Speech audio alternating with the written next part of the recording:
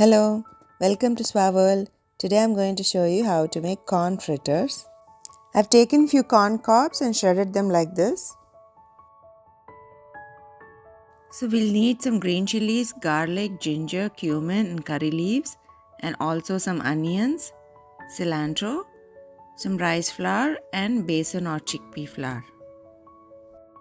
We'll need to grind these things together, all of these and the corn.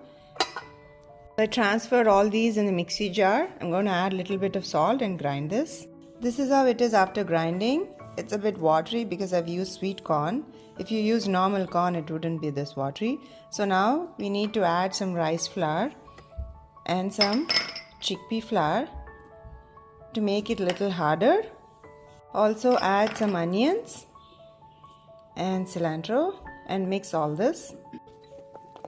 I've taken air fryer tray and put a parchment paper. I'm going to spray a little bit of oil as well.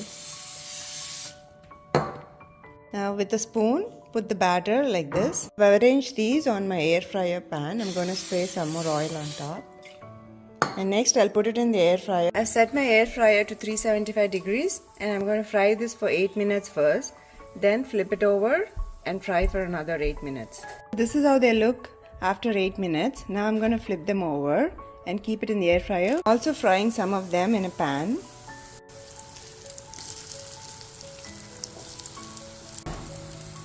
This is how the pan ones turned out. Also deep fried some of them.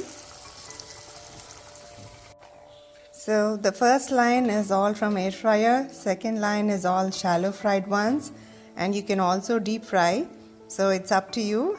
Air fryer would be a most healthiest option, but if you want it to be more tastier, obviously deep fry would be the way to go. Either way, they all are tasty. You should definitely try this recipe and let me know how you like it. Thank you for watching. Bye.